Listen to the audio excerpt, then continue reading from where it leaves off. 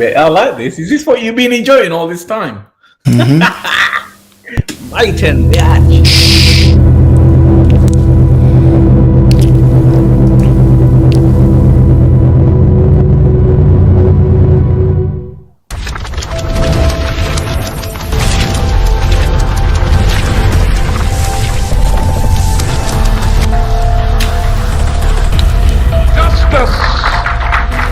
Indivisible.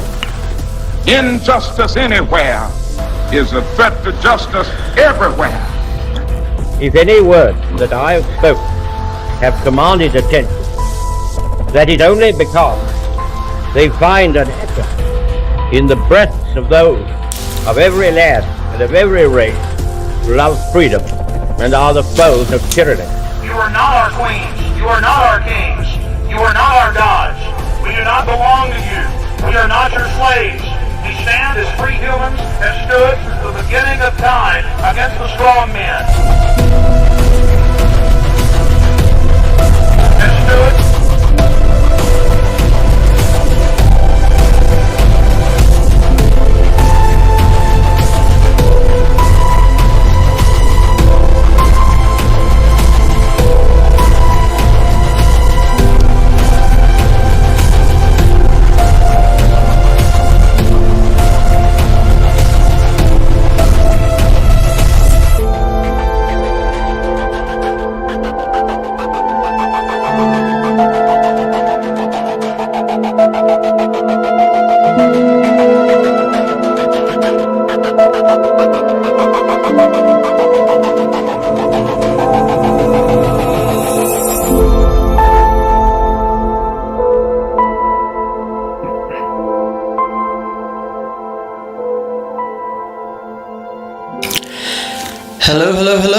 Hello and good evening everyone from Speaker's Corner Online. My name is Banksy Style. I'm your host this evening, or co-host. A little switcheroo this evening, and I'm joined as always with our very own Manny. Hello Manny. Good evening, everybody. I'm in auto mode. No, I'm good, Banksy. How are you doing? Are they driving glasses? What glasses are those? Because these are blue sort of. They block out the blue light of screens. It's actually better for me. They seem to give me a slightly less headache, and it locks out some of the blue that comes out of these screens that I'm looking at all day. I've been meaning to get a pair for a while. The thing is, these are not the cooler pair. These are trial pair because I wanted to see if they actually work and they're not bullshit, because the actual better pair are like 50 quid and these were like 10.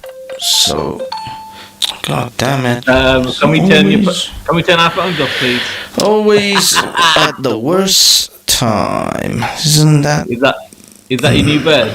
No, it's someone else who wants to have a group, WhatsApp group on WhatsApp. Anyway, it doesn't matter. So, how we doing, dude? How's things? We've had a couple of weeks hiatus. Do you wanna tell everyone about it? Well, I want to apologise to everybody that I haven't shaved for 2 days.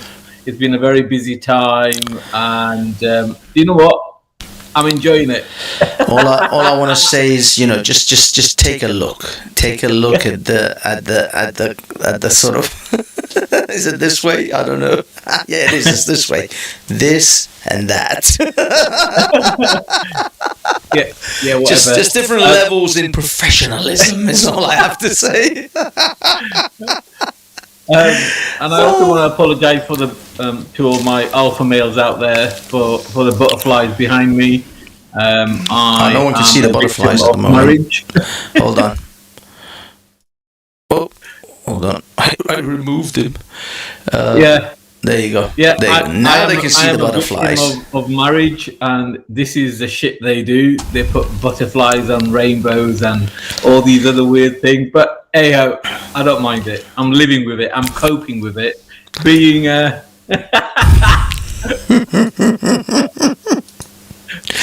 I like it. So that's it's been a busy week for me. Loads of stuff been going on, and it's going to get busier in a good way. Yeah, how? Do you wanna give us some insight? Well, I would have to kill you. But on a different note,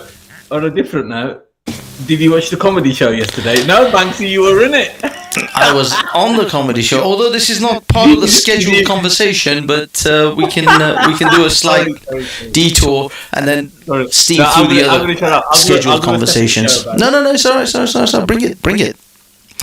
So what do you want to go into it, or shall I introduce it? Well, yeah. Why don't you go? Big up, Dave. Why don't you go and give us your intro, and I'll tell you what my synopsis is and how ridiculous that whole show was.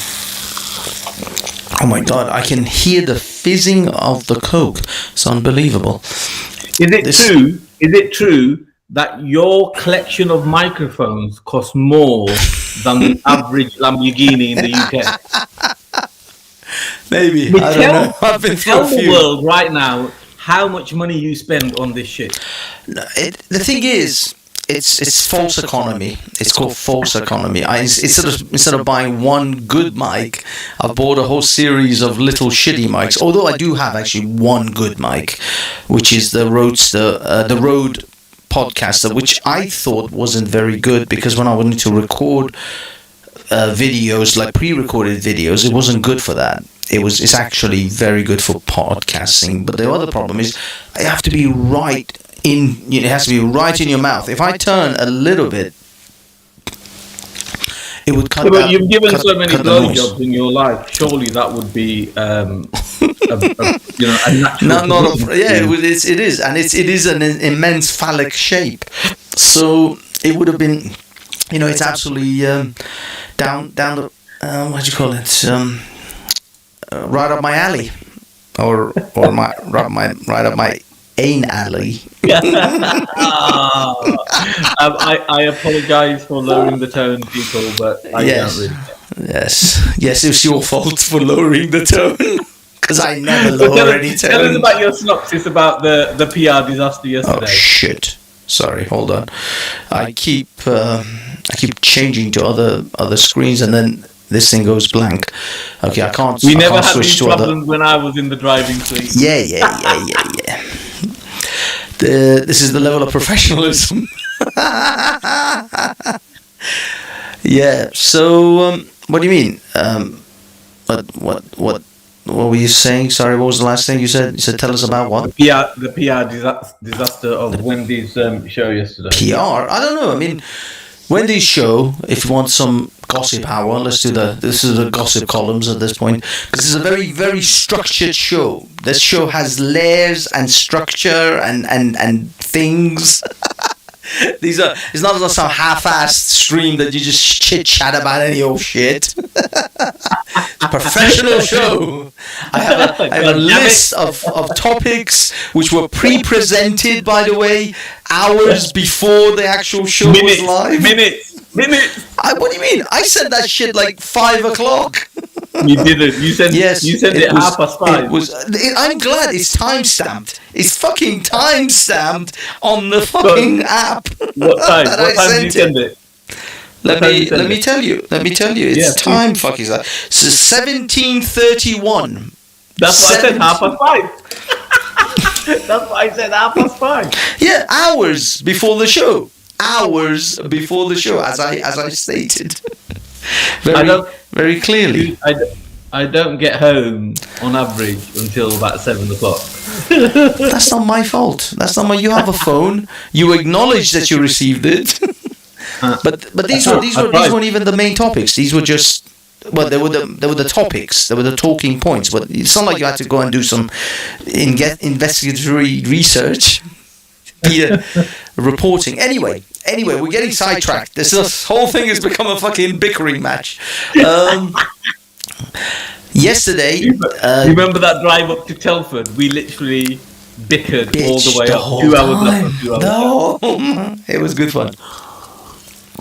I would do something like that again, except I don't think it's worth going to a Tommy Robinson thing. The last couple that I saw, there was barely anyone there. Okay. And plus, Simon will dump you if If you went to another time. Yeah, I don't think Simon will. I give good head too much. He can't resist. He can't resist that. He'll never say a no to a fucking sword swallower. And we know under the table with Steve, you're a pro.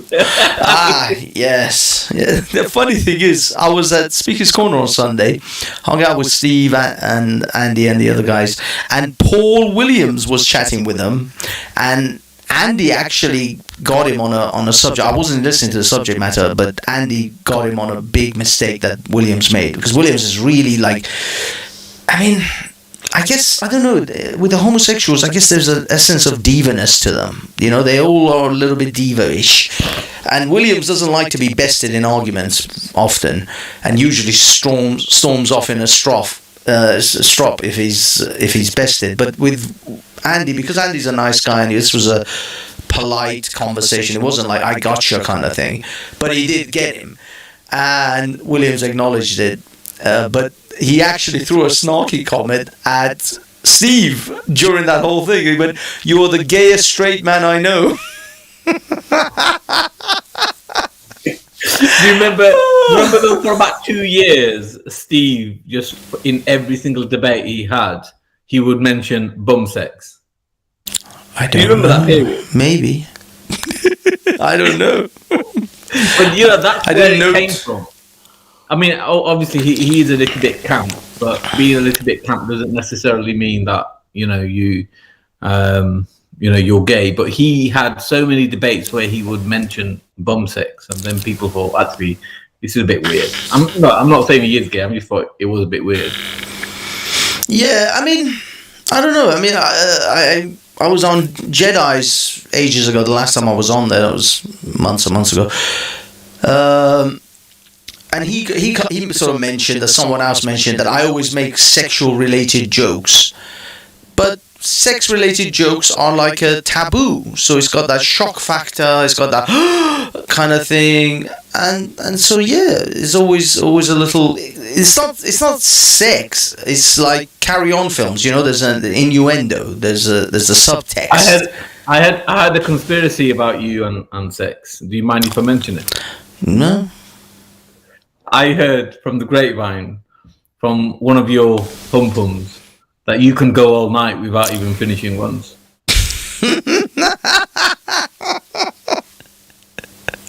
I'm not sure if that's a compliment or a negative thing. There's people listening. Is this true? Well, I don't know about now, but yeah. I mean, it has happened. Well, my record is 8 hours straight. No, breaks like coffee, water breaks and stuff. But generally, yeah, from about 1 a.m. or 1 a.m. until about 8 a.m., where I slept for 35 minutes, and then I had to get up and go to work. It was a horrific Thursday, Friday. I was dead. Oh my God, I was in so much pain. But yeah, it was an interesting night. Good for you, dude. Is it? Do you think Do you think it's a lot to do with the fact that you've had part of your cock chopped off? No, I don't think it's to do with the FGM, but or the MGM. No, it's just. Why are we talking about my cock? I don't know. I didn't want to put you in the spot. So anyway, you're going to tell us about Wendy and how you got onto the show and stuff. Yeah. Let's make that one quick, and then I've got. I don't think we're going to make it to the end of my list here. And I had some fucking corkers on this list. Oh shit! Something just shut down without my intention. Hold on.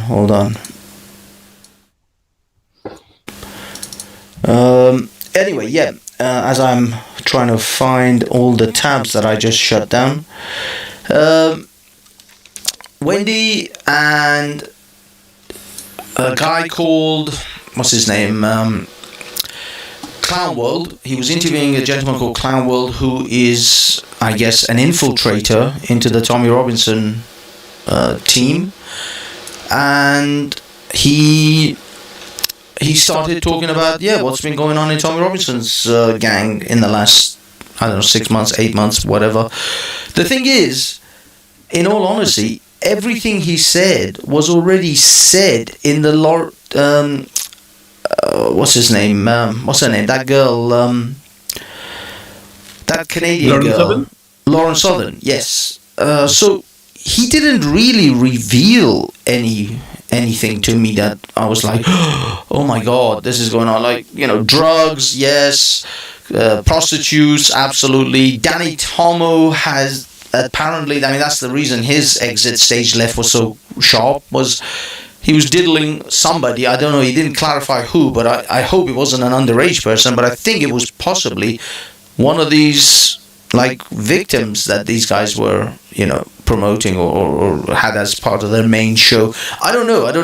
I'll be honest, these are all rumors from me. I can't give you any guarantees, but anyway, he was having sex with somebody that came out, and that became a blackmail material for Tommy, because apparently all these guys do, Tommy, Paul Golding, all the other, Danny Tom, they constantly record each other's conversations, events, and they create a dossier of blackmail items that they can blackmail the other guy on in order to Sorry?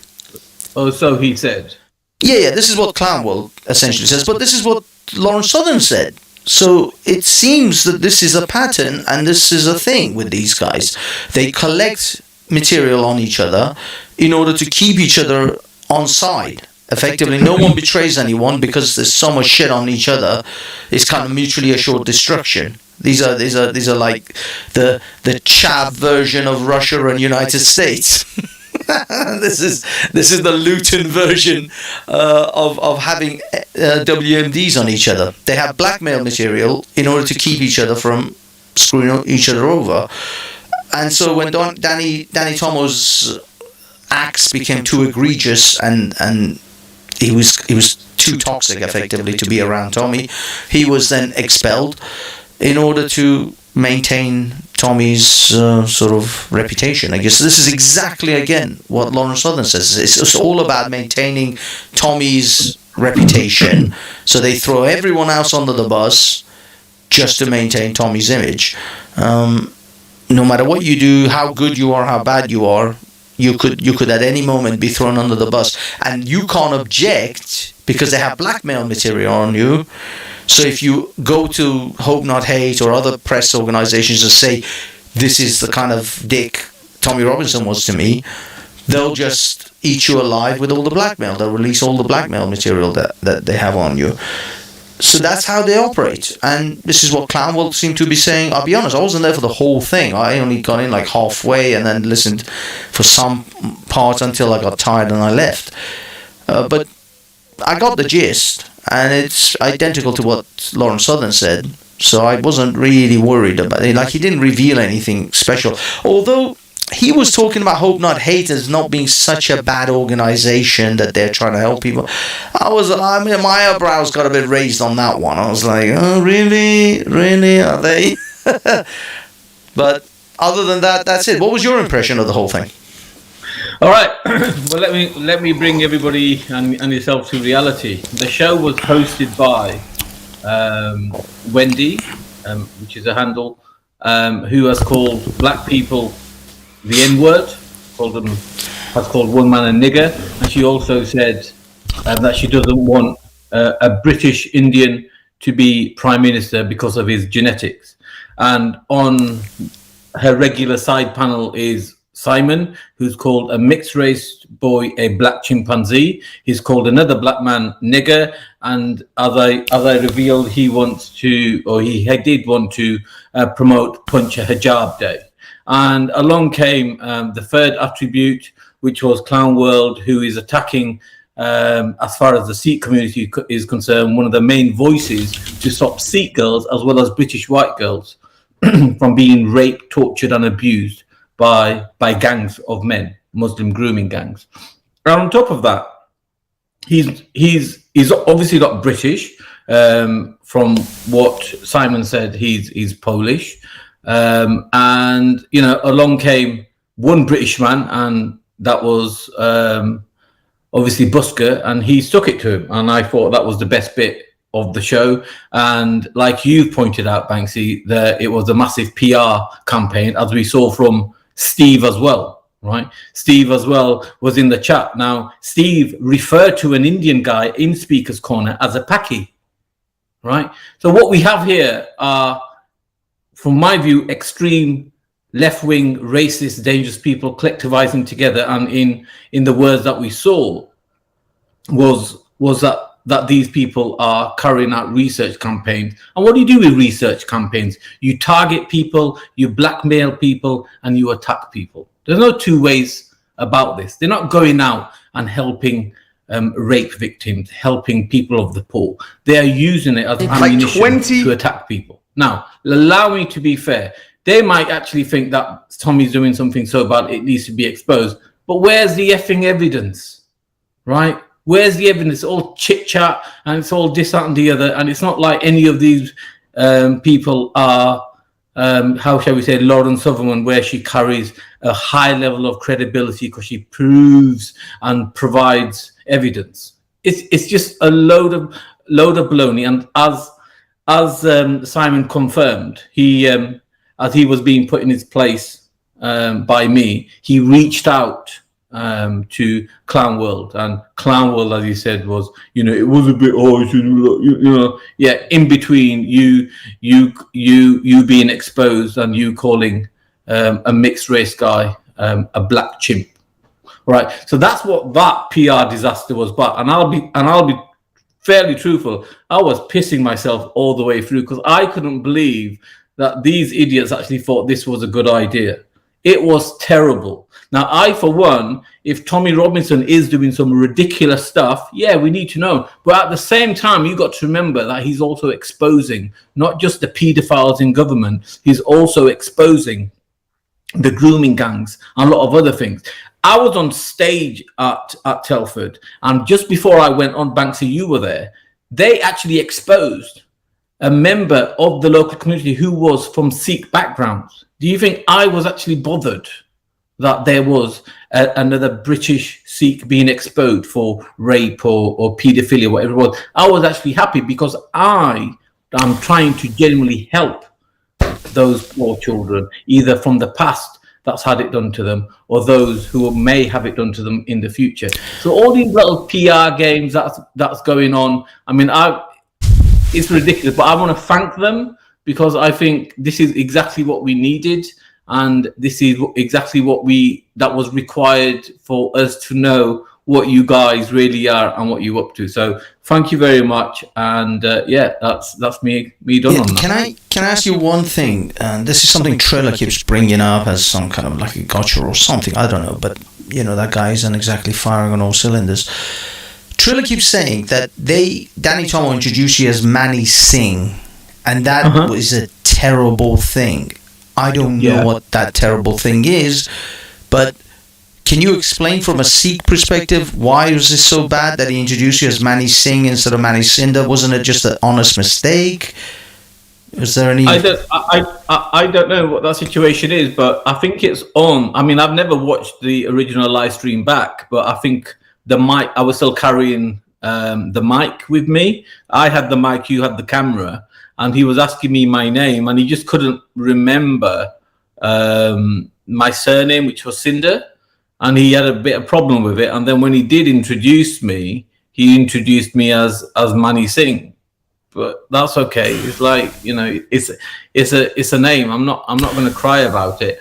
In fact, when they cut up all the speeches and posted them, I used to spend time on Telegram then, and posted them on Telegram. They originally posted my speech as Mani Singh, and I posted straight away saying, actually, it's Mani Cinder. He got it wrong. and I don't know who controls that particular Telegram group, and they have politely apologized and reposted it. I don't know what Trilla's opinion is, but Trilla has a big issue with Raj. So a lot of these issues that people have with me are not really with me. They're just having the issue with Raj, and they just see me as somebody that knows Raj, and therefore attack him. You're attacking Raj. So I wouldn't really take a lot of. I don't know what that is the truthful answer. Yeah. That was his thing. He's sticking his ass about this Manny Singh thing, and I was like, I don't think it's an issue. It's just he got his name wrong because probably couldn't remember. Anyway, let's move on to some of our topics because time is ticking away. We're already 27 minutes in, and I have a lot that I want to get through. Let's go. We're gonna have to rush through some of these. But number one, I just want to show you a video of effectively. This is my man, Iranian Mehra Torsi. Now, there's an echo. There's an echo? That's probably because I'm sharing my screen at the moment with the sound. I have to shut up when I'm doing that. Why don't you mute the other sound? That's what I used to do on your. Yeah, but the thing is, I wanted the sound. Which then mute yourself. Mute yourself and play the other one, and then switch it back over. Yeah, as in big up Bass Welshman, by the way. You mean right now? Do I have echo? Right? Is the echo started? The echo's still there, my friend. Yeah, it is now. But what I mean is, when I stop the sharing, does it stop? Does it stop now? Yeah, it stopped. It stopped. Okay, yeah, it's the sharing. It's the sharing. Unfortunately, unless I share it through OBS, which I can, but you won't be able to see the video, Manny, unless you're watching the stream on another tab. So OBS is racist? No, it's just the way it is. Anyway, let's just play this. I just want to play this quickly, and then we'll comment on it when I pause it. Just wow. Hello, ladies and gentlemen. Bit of a breaking news for you guys. I'm outside the BBC building, the broadcasting house, the headquarters. Don't ask why. Don't ask. I'll explain later properly. But we come to you guys live from central London, and we have had breaking news that Liz Truss, the so-called Prime Minister, has now officially sacked Suella Braverman. I mean, I think she just wants to alienate everybody at this point. Not really sure the logic behind what's going on right now in number 10 Downing Street. So the idea is, Suella Braverman, as Home Secretary, has been pushing for migration control, sorting out illegal migration, and of course economic migration. Liz Truss, being influenced by the other side, the New Liberal side of the Tory party, has been planning to increase economic migration in the country. They've been having a fight. Last night, there was a big fight in Downing Street between Suella Braverman and Liz Truss. And then this morning, basically, they decided to get rid of Suella. So okay. The last... I just want to pause it here, and I want to get to this other one, and then I would like your take on it. This is by the Lotus Eaters. Again, a channel I follow. I know you think they're kind of beta Manny, but I follow them. Now, effectively, Jeremy Hunt is now back in Parliament, back in front benches, back in government for some unknown and unfathomable reason, because Liz Truss is weak, and this is why you don't elect women as your leaders of your country. Hence, we've had two, except for the very exceptional Margaret Thatcher. The rest of them have been exactly what you would imagine female British weak spine prime ministers to be. Exhibit number A. Liz Truss made 20 fucking U-turns in a month of being a prime minister, and has brought back one of the most despicable human beings that I can possibly imagine, only falling short slightly to Tony Blair as far as I'm concerned with this dip. But anyway, this guy is essentially running the country from what we gather, and he is appointed this... Actually, I'm just going to skip to this. He's appointed Rupert Harrison, who is a World Economic Forum and also BlackRock executive, one of the most despicable, slimy, slithering pieces of dog shit on the planet, who works for BlackRock, who's one of the what are they called, Manny? Trust houses? No, what are they? Hedge funds, which are in charge of, apparently, according to the Lotus Eaters, $12 trillion worth of assets. And now they're advising Jeremy Hunt, and Jeremy Hunt is essentially getting Liz Truss to fire anyone that was essentially what's it called, quote unquote conservative, and sorry, yeah, I'm gonna stop the streaming because a lot of people are complaining about echo. Please sort out the echo on mic. I know the echo is because of me sharing my screen. Actually, it might have been better if, Manny, you shared the screen, because that way I wouldn't get the echo. I mean, let's say I can solve the echo issue, but I have to come out of OBS, or I have to present it in OBS. I think I might do that for the sake of the show. The other stuff I want to do. But anyway, Manny, your take on Rupert Harrison, and what do you know about him, Jeremy Hunt and Liz Truss, and the current disaster that is the British government? Okay, well, interesting question. So, Japan was bombed after World War II into smithereens, as we know, and they managed to claw their way back, not just to normalcy, but beyond normalcy, and became the second most powerful economy in the world. What was, according to their economists, the number one reason why they achieved this? And that reason was zero tax. Japan had zero tax policy on the population because Japan government were not stupid, and they're not stupid now. They knew that when you have zero tax or low tax, people have more money in their pocket. And what do people do?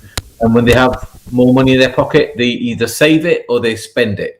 If they save it, then the banks are able to lend out more and the economy grows. If they spend it, then obviously the money is being spent in the economy.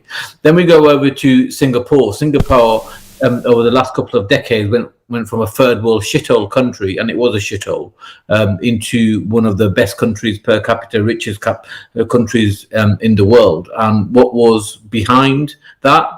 One, there was a dictator in place, a royal family, and the second reason was that dictator wasn't a bad dictator. He was a pretty good dictator, and one of the main things that he did was he had a zero tax policy. So as a consequence, people spent money and grew the economy.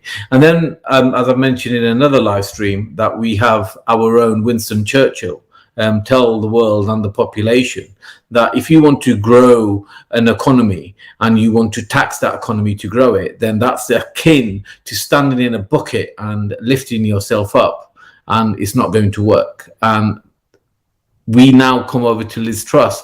Liz Truss tried to reduce taxes in order to inject the economy, and for some reason the media and the establishment just went against it, and it just didn't make sense, especially after the likes of Boris Johnson's government had done the same by reducing the tax that we call stamp duty, and that injected the property market like we've never seen before, pushing the prices up, expenditure up, and house sales up. So it does not make sense, because the policies that her and the chap that got sacked were pushing were absolutely fantastic. But then we start listening to the Bank of England and their CEO coming out and saying, for no apparent reason, that all the hedge funds and all the traders and all the banks should sell everything and you have 3 days.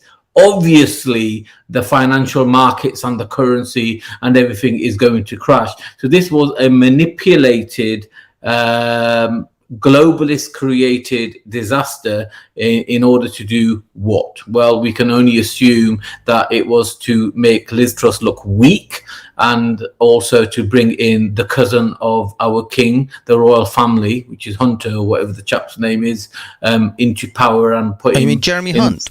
Is he related to the royal family? Apparently so.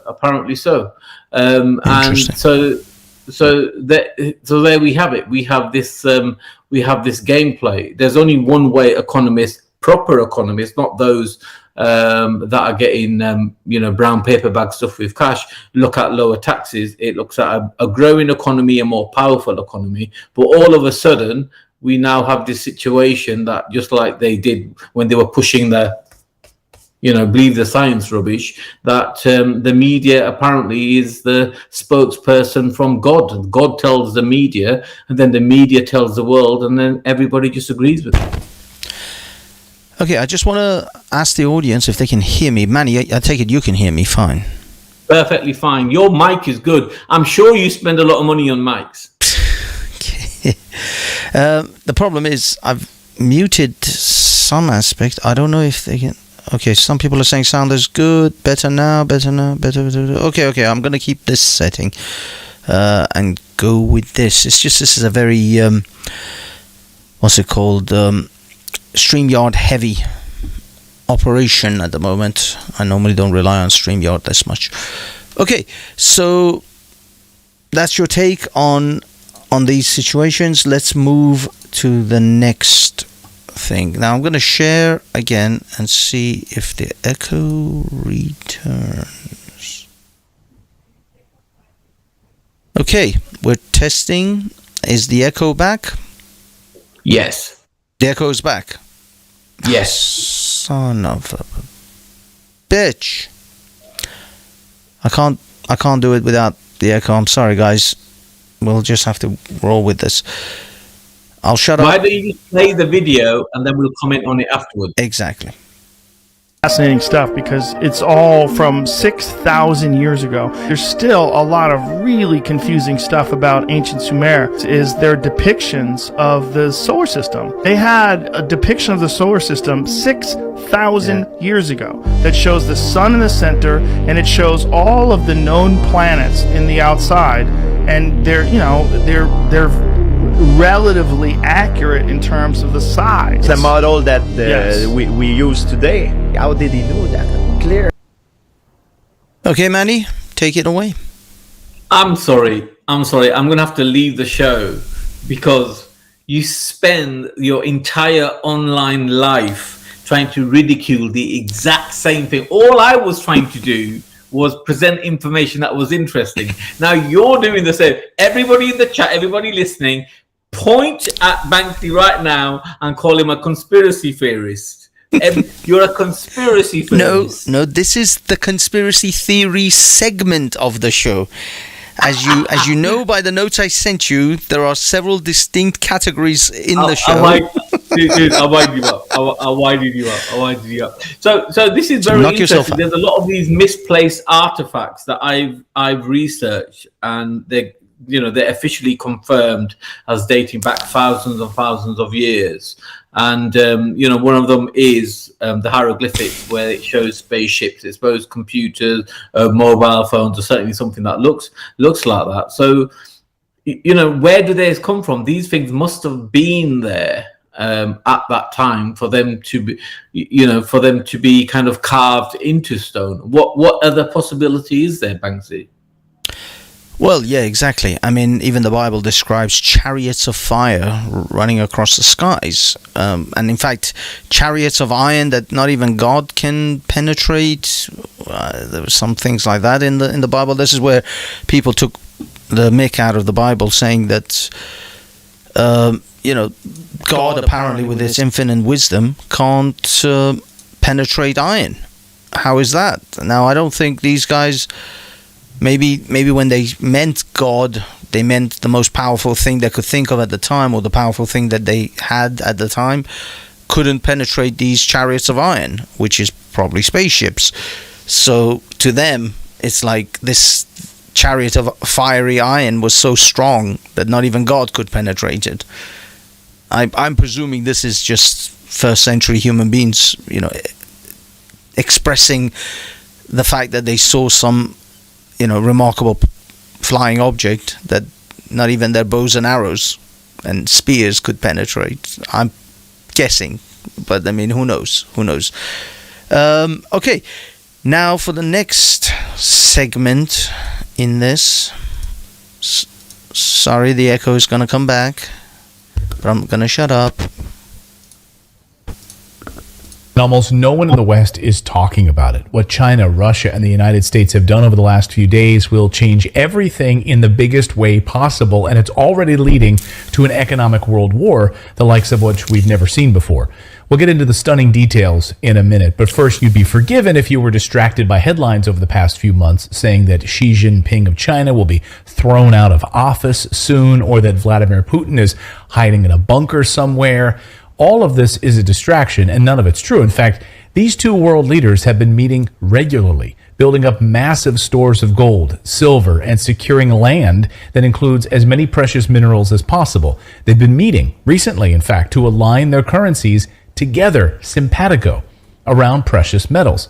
Now, China doesn't have a lot of precious minerals and petroleum, so they need this partnership. And Russia doesn't have the semiconductors and the electronics, so they need those from China. It's a great symbiotic relationship that has grown by over 40% since the start of this war. Yeah, since the beginning of this year. Now, while at the same time the United States announced they are now $31 trillion in debt, $7 trillion of that is to China. So who gets the upper hand now? But the United States is getting desperate, which I will show you more about in a second.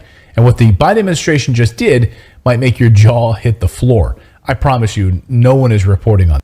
So this video is 10 minutes long, so I'm going to just fast forward a little bit. I'm going to speed it up.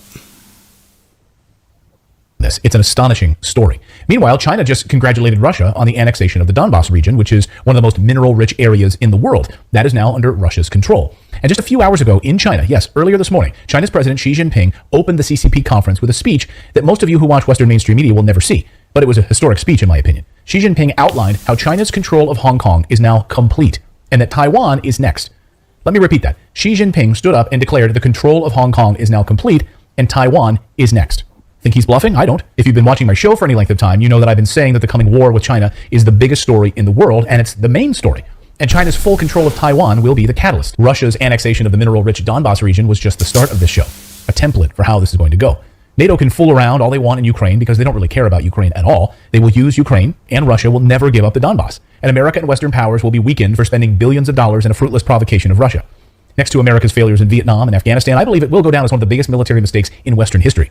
Here's a stupid idea. Let's get the NATO countries together. Let's install a puppet government in Ukraine in 2014, which is what they did. And then let's provoke Russia. Sounds like a great plan. Morons. How'd that work out for you? We will be able to look at a calendar and pinpoint the moment when Western leaders created an energy crisis and an economic catastrophe that crippled Europe and by proxy America, all in an effort to somehow preserve the US dollar's role as the reserve currency of the world. It didn't work. Oh, and now Russia controls eastern Ukraine, which is filled with precious minerals. It was a failure. The main movie is about to start, though, so get your popcorn, because it's going to take place in the South China Sea around Taiwan. Now, I've said this before, and I'll say it again. China will take control of Taiwan.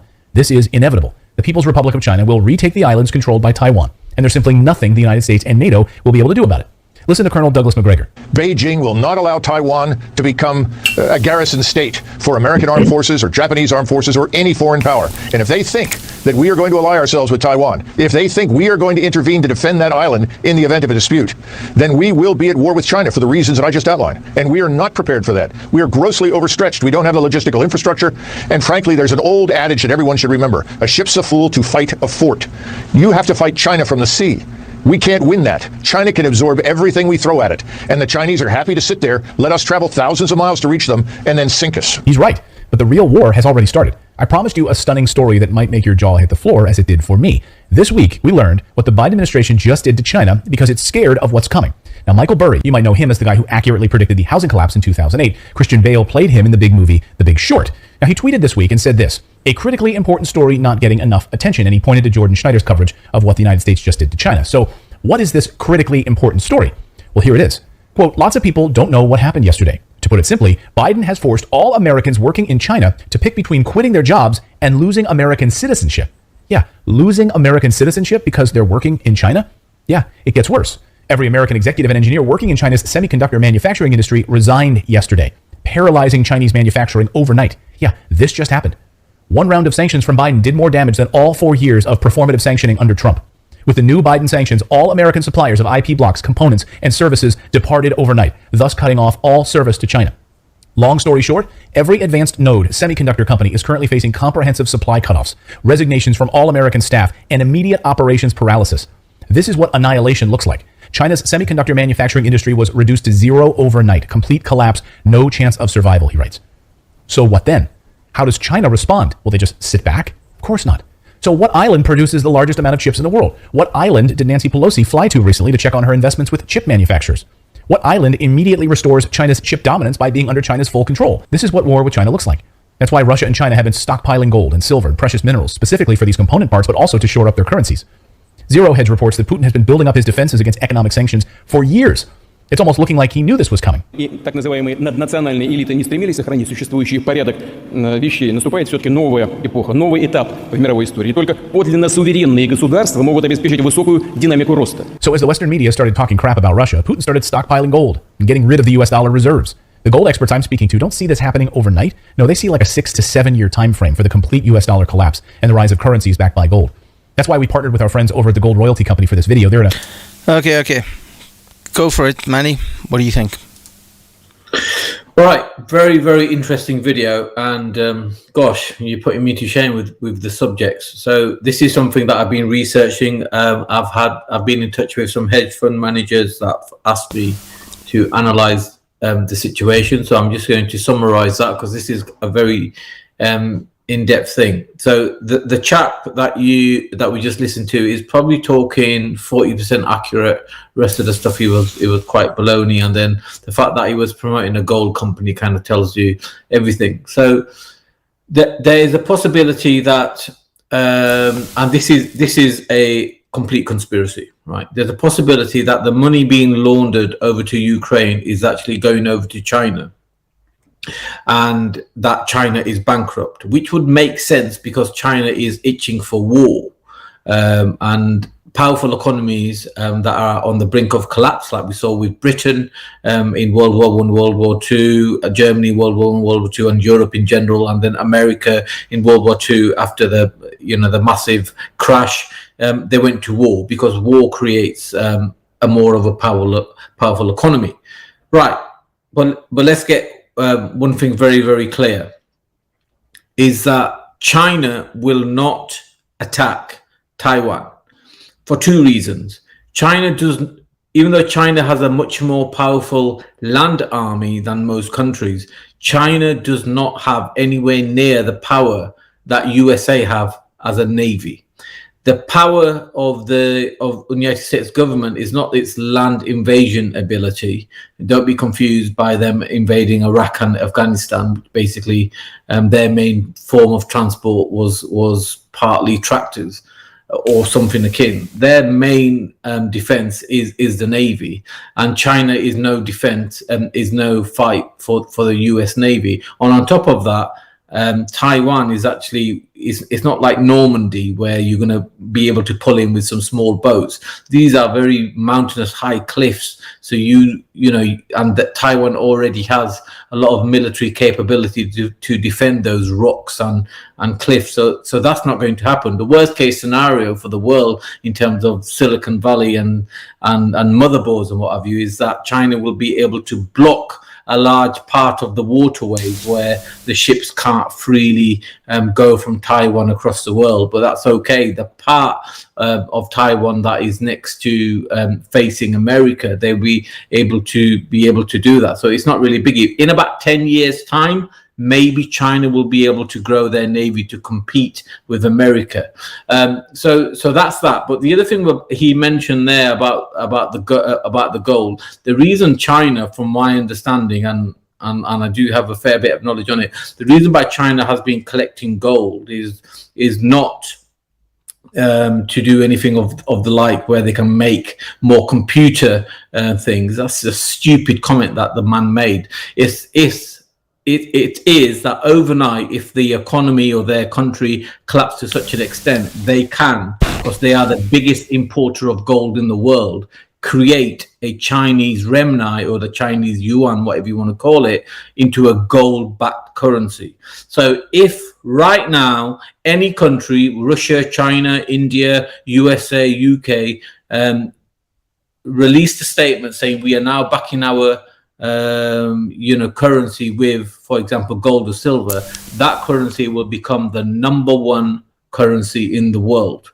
And China has the ability to do that. Russia has the ability to do that, even though they don't have the same gold amount than China. And India India has the ability to do that, and one more country has the ability to turn their currency into the gold back, and that country has the biggest reserves of gold, and that is USA. USA has been the holder or the protector of the world's gold, including Germany, Italy, Switzerland, and many others. Their gold has been placed in USA. No other country can come close to that. That's why these countries have large gold reserves, and this is why Gordon Brown, the paedophile protector, sold all Britain's gold when the price was low, which was ludicrous in itself. So my understanding is that this is severe political turmoil going around, but we're not in any danger of going into a big war quite just yet. But the globalists and their muppets, such as Biden, they certainly are pushing for it.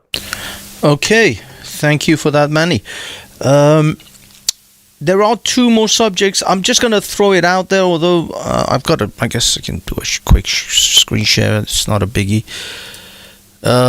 Just as an illustration. Kanye West looks to buy Parler. What do you think about this? And is it worth it since Elon Musk is on the verge of buying Twitter? I mean, wouldn't that effectively make this purchase by Kanye West redundant? Well, look, it seems to be going in a situation where, I don't know. I mean, this is a very interesting conversation, Banks, because these big faces, these big names are buying these social media platforms, and obviously they bring with them a big following, and as a consequence, whatever they stand for in terms of, I mean, Elon Musk is clearly a globalist puppet. I'm not even including him in this conversation.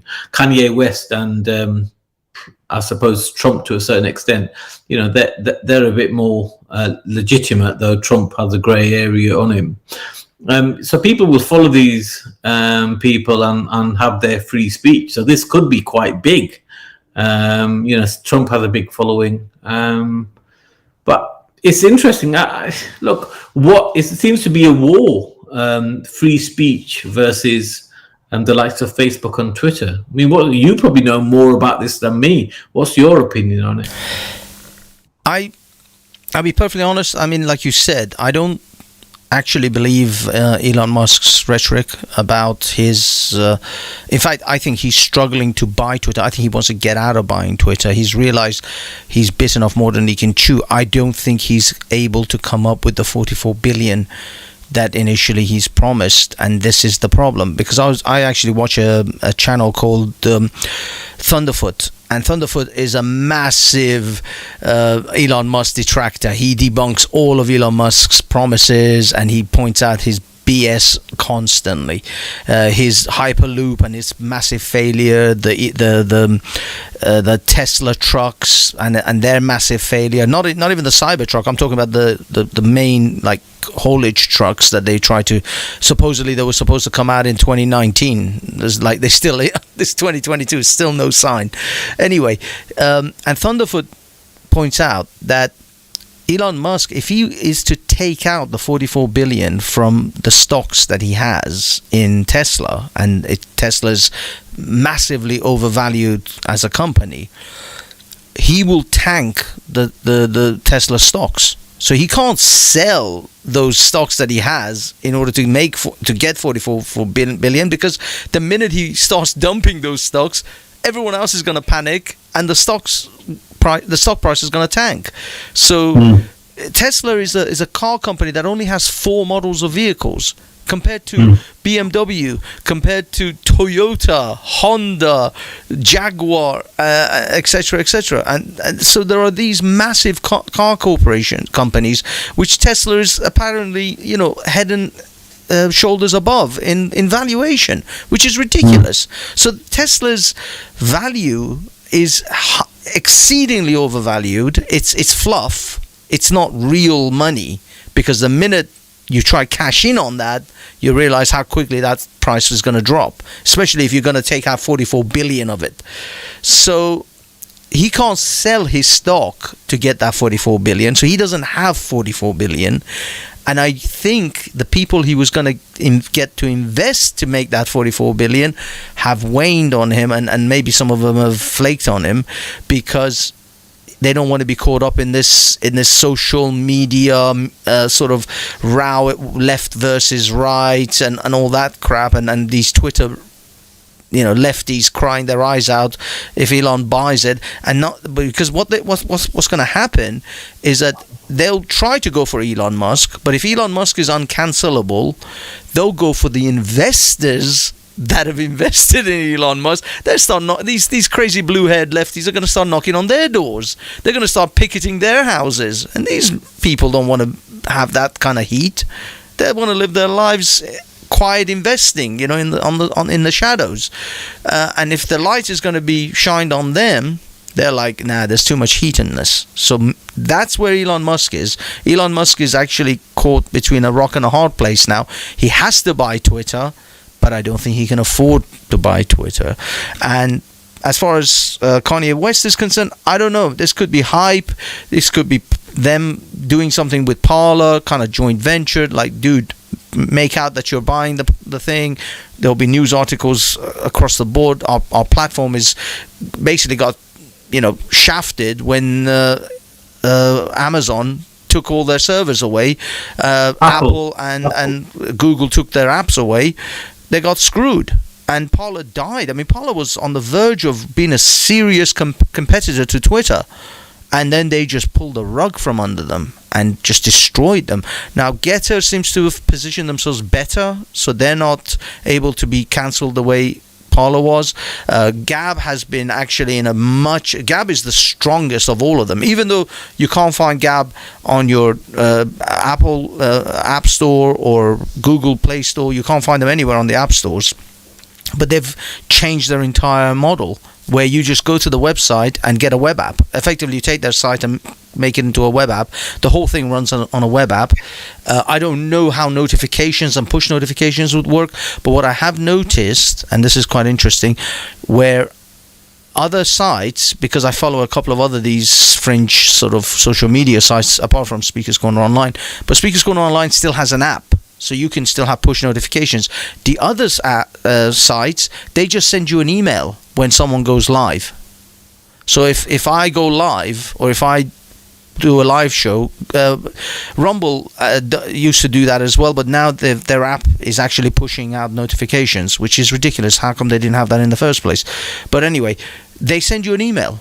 They just send you an email. You get a ping on your email, and it says, this guy's gone live, this person's gone live. At least the live shows, you get a notification. Now, you're not going to get notifications for someone posting maybe a comment or a video or some shit. I don't think that's going to work. But anyway, it's a way around it. So yeah, I think Kanye West, either this is some kind of a marketing scheme, which is most likely. I don't think it's genuine. He's not going to really buy. Kanye West's net worth is like $2 billion. I think Pollard's probably even more than that. At this stage, let alone if it gets more popular. So anyway, yeah, moving on with the whole Kanye West thing. The next thing I wanted to show, now I've got to shut my mouth now because it's gonna be echo time. God damn it, I gotta fix this. Okay, this is an interesting sport. This is our sports section. See, now we've moved to sports, Manny. I know this is not your thing because you're being a big alpha man. You probably haven't played sports since, I don't know, some kind of Indian stick game back in Punjab. Or some sort of horse where you have to ride on a horse and pick up a dead lamb from the floor. Like they do in Afghanistan, that Rambo 3 segment. But do you know why I don't play as much sports as I used to? So I used to. Once I finished university, my favorite sport was actually boxing and football. But then I started doing my mountain biking, and I broke my leg, and I actually got a plate on the side of my leg.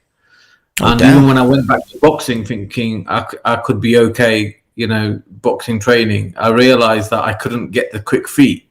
So all I could be trained to do was really to have better hands, and it's not quite the same. I mean, I could go back to boxing, but definitely not football, because obviously it hurt my leg. But things like upper body sports like badminton and stuff, I'm fine with now. Really, it's just more of the things where I want to get whacked on my leg. Yeah, we should do some badminton. But anyway, you play badminton. Yeah, of course I play badminton. I play badminton, squash. I have tried a bit of tennis, but badminton is my thing. Dude, let's live stream that. I am completely rubbish. I'm awful, but I'll bet you $1,000 I'll beat you. Yeah, this is what I mean. You're pretending to be shit. Okay, no. Look, all Indians I know are fucking awesome at badminton. I've never met an Indian. An Indian has just been born is great at fucking badminton for some reason. Don't fuck with me. I know what Indians. I've played with Indians. Okay. Forget badminton. Let's have a go at cricket. Oh, fuck off. I'd fall asleep as the ball is being bowled towards me. I'd pass out. It's so boring. Okay, anyway. What about pool? Do you want to put a ton down on pool? Like you're talking what do you call it? 8 ball and pool. Like it doesn't matter. I'll take you £100 if you know my lot. It doesn't matter. You're not talking about us two shamus jumping into a swimming pool and trying to race each other as the trainers throw fish towards our mouth. No, we're not in Sri Lanka, come on. I'm literally wearing black and white. I'm literally fucking shamu. Okay, speaking of shamu, you're gonna love this. I found this new sport, and this is our sports section. So we're gonna introduce you to a fabulous new sport known as phone box boxing. Check this shit out.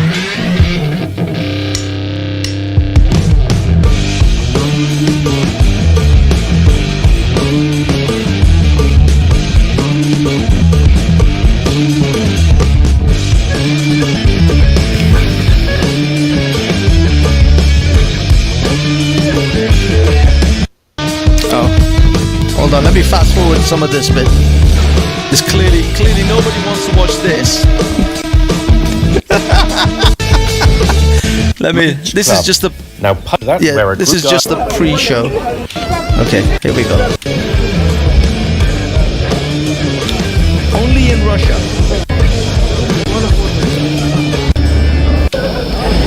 Clearly there are no weight classes. They shove 2 people in a phone box and then they have to fight. This is the most insane shit I've ever seen.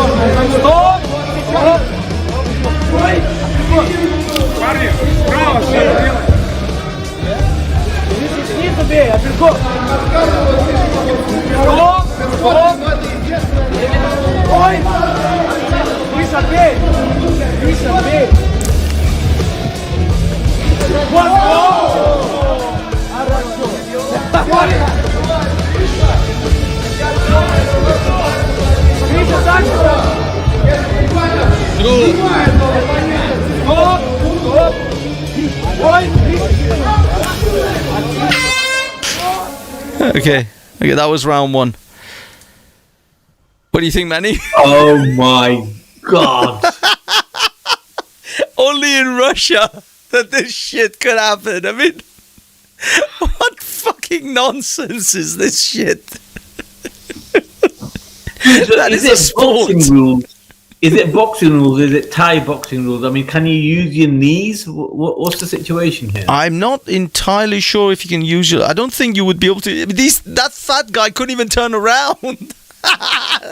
Let alone kick. How the hell are you going to kick with that? But it's interesting. I mean, it's interesting. So, I mean, if you can use your legs and knees like Thai boxing, then it's a case of whoever's the strongest. But if it's professional boxing rules and you can only use your fists, then what it seems like, then that was very weird because the fat man had more strength and the skinny guy had more agility, but not that any of it counted because they were kind of squashing each other. Exactly.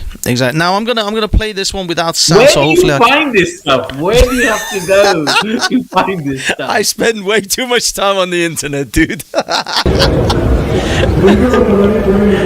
Okay, I'm playing it without sound because I don't really think we need sound for this. It's fairly self-explanatory. Now these are two slightly smaller people of about the same equal sort of size and weight, I guess. They have a bit more space to move around. It is only punching. There is no legs. There are no knees and I guess elbows even. I think it's just pure boxing. But it is bare knuckle. They've only got wraps on their fingers.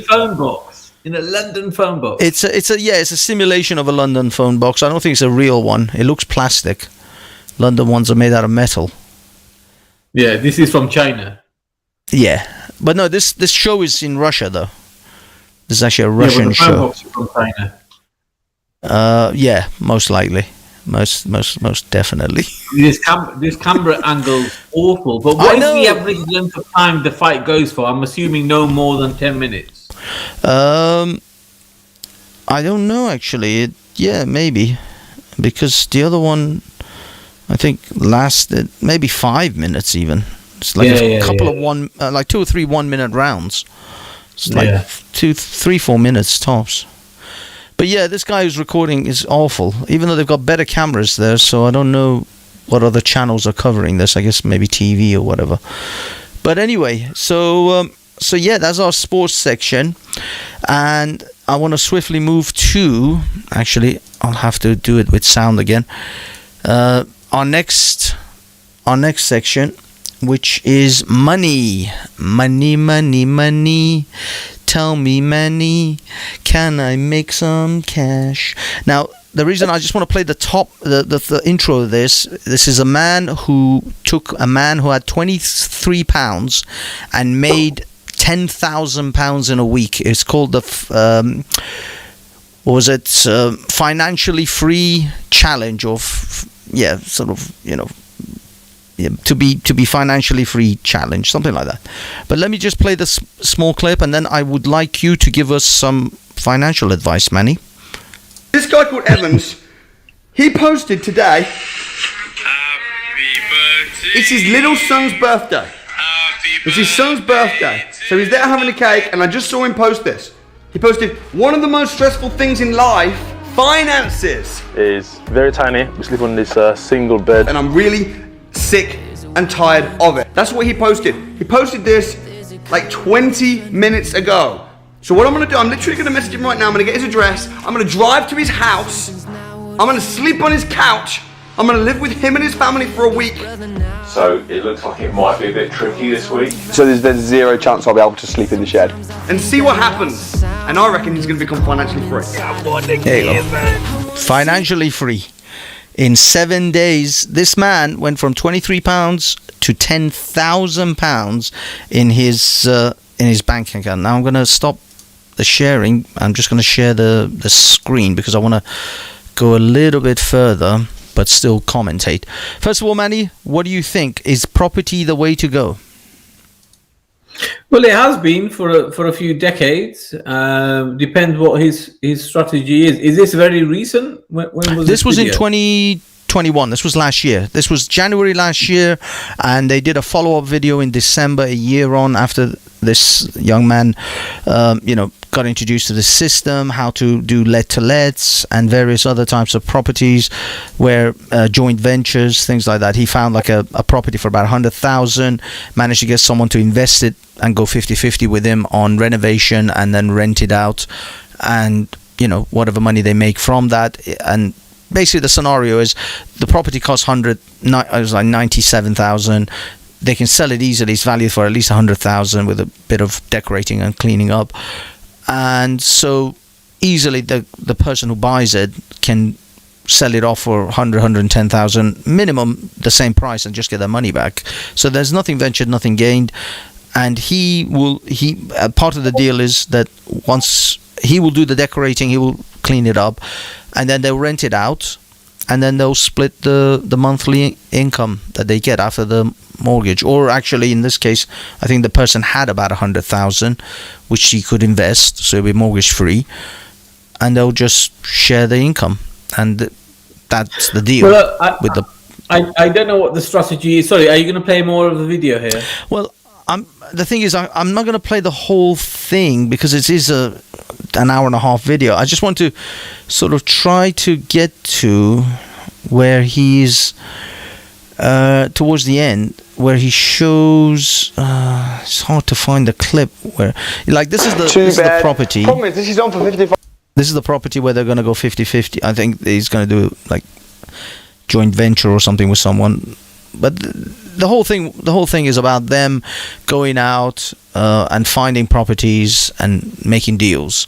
Some of them they'll rent out, so they'll rent it for X amount, and then they'll rent it out for a bit more, or they'll break it up into small rooms. So they'll take a whole house and convert the living room into another room. So a 3-bedroom house becomes a 4-bedroom house with bathroom and kitchen, and they'll just rent that out to 3 or 4 other people and make, I don't know, another 1,000, 2,000 a month from the original rental that the whole thing was being rented out to. But they'll obviously do this with the consent of the owner. So they'll tell the owner, this is what we're planning to do. We're a company, we want to rent your property, but we're going to rent it out. Are you okay with that? If they consent, they'll go ahead and do it. That's the kind of thing that they did with this particular situation. But there were other things as well. I'm just trying to find where he shows the money in his bank account, because he does actually show his Monzo account and the money that he's making. Unfortunately, I can't seem to find that particular thing. But anyway, Mandy, so what are your thoughts on generally generating passive income, or generating income that you don't have to go to a job every day? How can the normies, how can the what Andrew Tate calls the wages, get out of the rat race of being a wagey in this economy, in this particular situation, as you can see the political landscape and how things are unfolding?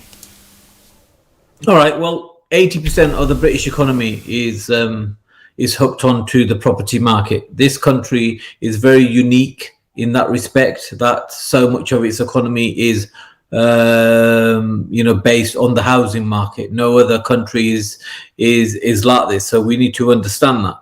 So I do know a lot of property dealers, I do know a lot of property investors, and basically it's very much like the financial markets. You need to buy low and sell high, if to use a regular term. That was $4 grand, 3,995. I saw that.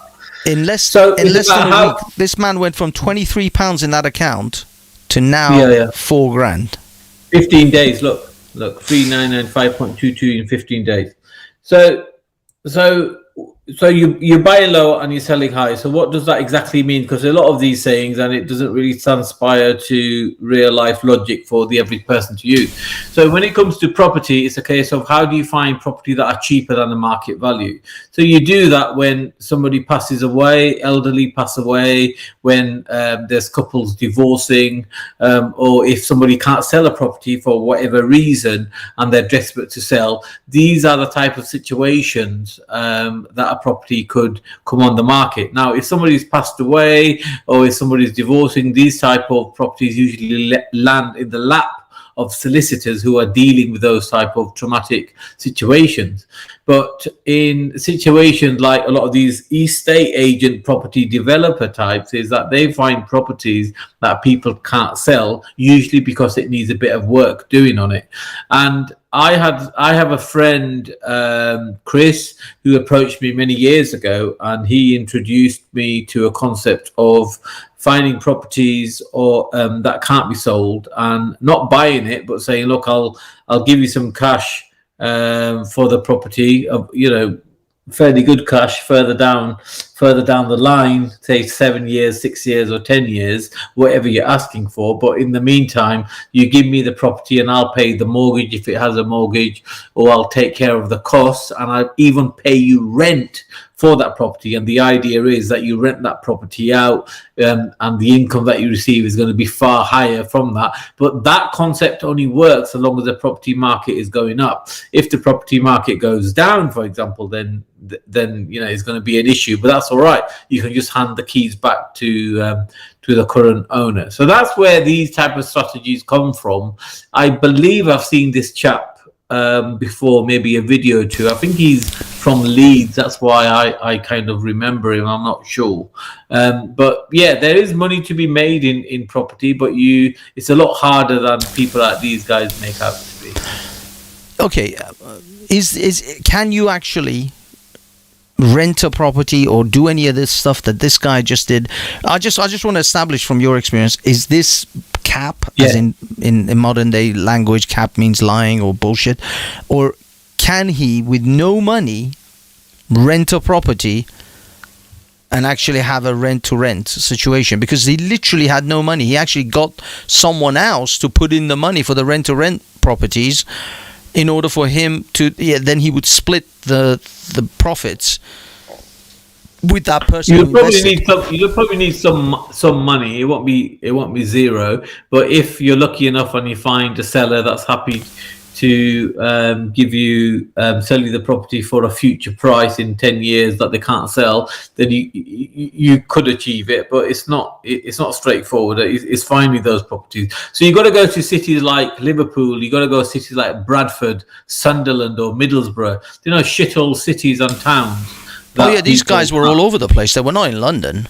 I mean, the guy is in London. The black chap lives in London. So eventually because he had no flat of his own, he was living in his, at the beginning of this, if you look, if I show you at the beginning, let me see what timestamp we're in, 1 hour. If you look at the beginning, this is his girlfriend's parents' house, and they live, him and his girlfriend live in this one room. Hold on. Yeah, they live in this one room, which I don't know if we can actually see this is all their pin board about all the hopes and dreams and the things they want to do. Let me see if it shows you the bed. Yeah, okay, he's just coming in. As you can see, there's like his girlfriend, his girlfriend's parents, mom and dad, and I think they have another kid or something as well. It's insane. They all live in this one house.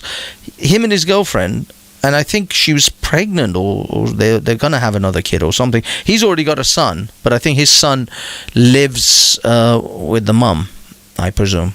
But yeah, and let me see if I can fast forward. Maybe it's later on then, after this clip. Yeah, they wanted this guy. They had no place for this guy to stay. They wanted him to sleep in the shed. And they found that finally they didn't even want him to stay in the shed. So actually what happened was the black chap went and stayed at this guy's house because they couldn't stay at this house because there was just no room. So they eventually had to actually leave this place. And yeah, they're talking to they're talking in the car. He says, look, I want to do this channel. They talked to the guy's wife and asked her if it's okay to go to the guy's house.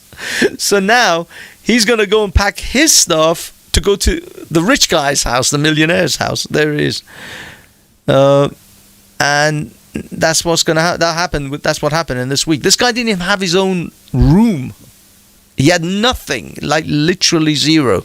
And at the end, they ended up this was right at the end. He was trying to get his last £1,000 in order to get 10,000 in that for that week, and he managed to do that with this chap, who he made a deal with that he's going to find him a property, but his finder's fee is going to be £1,000. And the guy said, "Okay, I'll give you £1,000 if you find this type of property." So the guy gave him 1,000, and if he couldn't find it in 2 weeks, he would refund him 1,000. That was the deal, which I'm pretty sure he probably found the property for him. And that was, and this is, hold on, they will end up, in this flat. Hold on. And at the end of that week, they rented this flat, which is about £3,000 a week overlooking Canary Wharf, for him and his girlfriend to move in on. And they closed on this flat as well for himself, because he was making 10 grand a week. 10 grand a month, they estimated. He certainly could afford £3,000 a month for a flat. Yeah. And that's what they did. The 2-bedroom looking at Canary Wharf. Look at this place. It's fucking awesome. The guy literally didn't have a room. He didn't have a pot to piss in. This happened in 7 days. Now, I don't know how much of it is cap and how much of it is real, but it got my senses tingling, thinking, gotta do something. Shit, people are making moves out here, and this was just in 2021. This wasn't like a million years ago. Yeah. So, yeah, what kind of moves can we make, Manny? What the fuck have we got you here for, financial man? Last time I remember seeing you with all sorts of fucking monitors and charts and graphs behind you.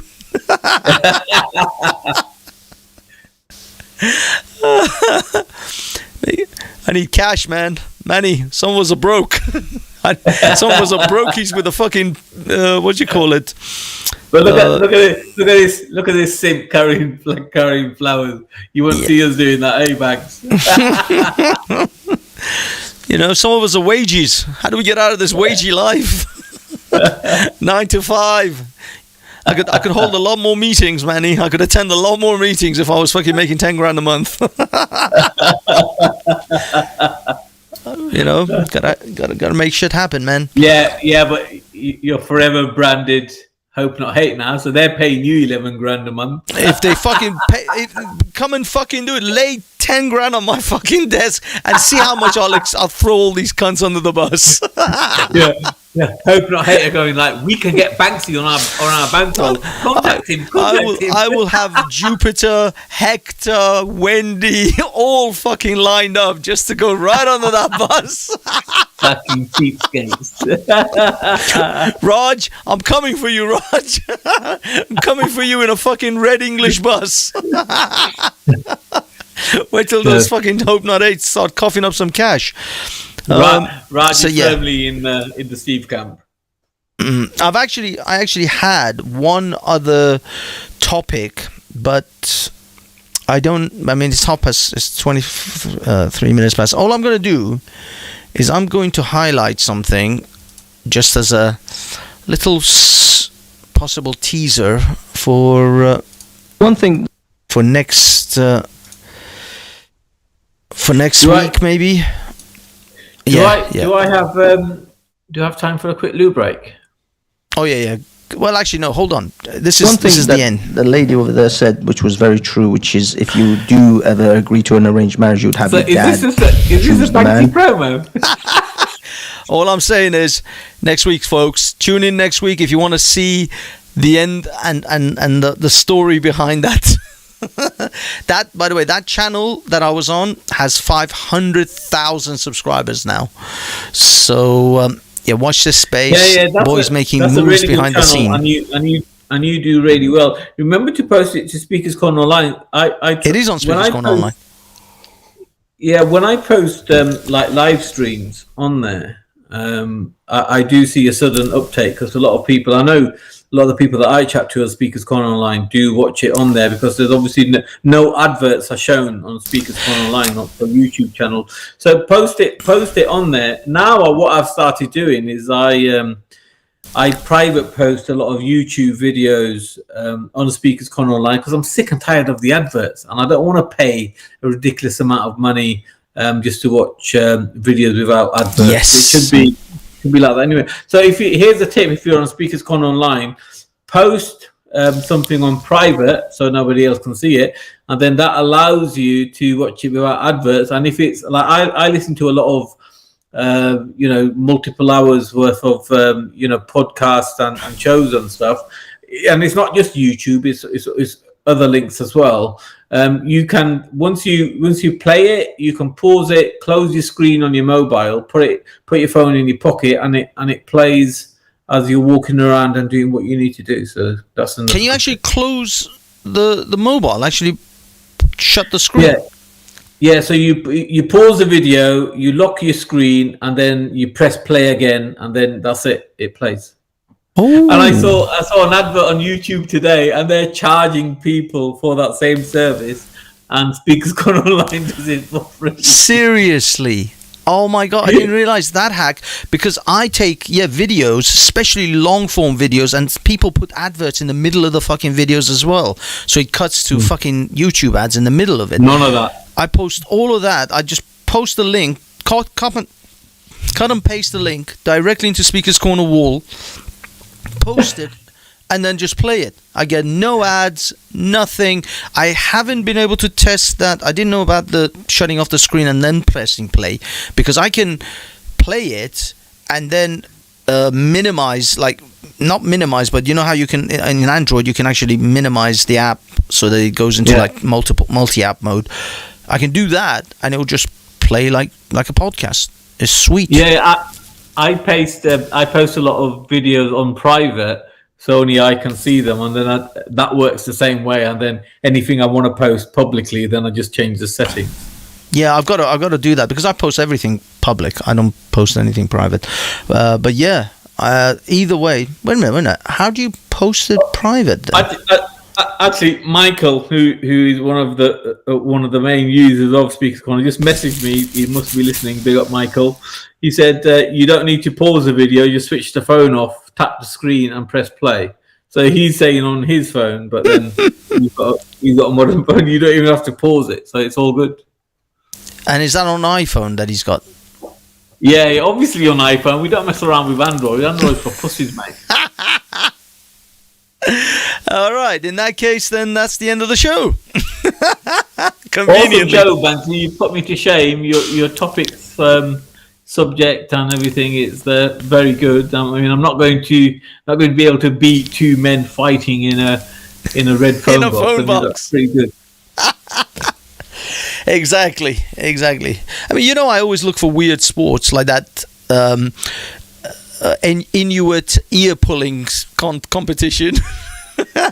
You remember that? Oh, yeah. Oh, that is fucking insane. There are some insane sports out there. Any ridiculous shit you can think of, there's a sport, and Russians are usually doing it. So yeah, it's awesome. Okay, Manny, if you want to go toilet. I'll wrap it up. I'll be back in a second. It all. No worries. Okay, boys and girls, this is it. And now the end is near, and so I face the final curtain. Okay, guys and girls, thank you for showing up. This is our show. We are done out here. You're done out here. That's right.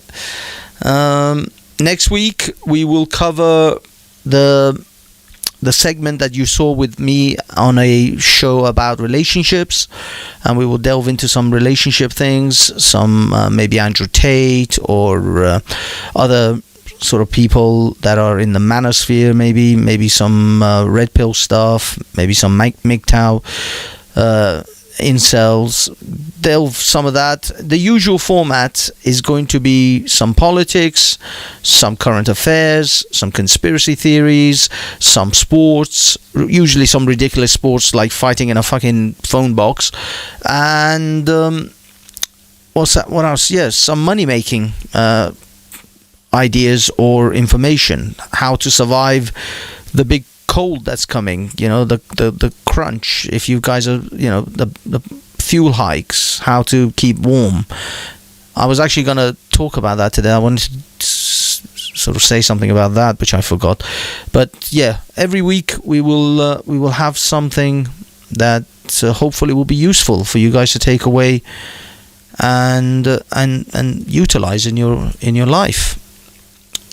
Okay, I see the numbers are dropping. So yeah, thank you so much for everyone for coming. Have yourself a wonderful evening, and I guess I have to figure out a way to play this out. let's just do it with the ad we started. Why not?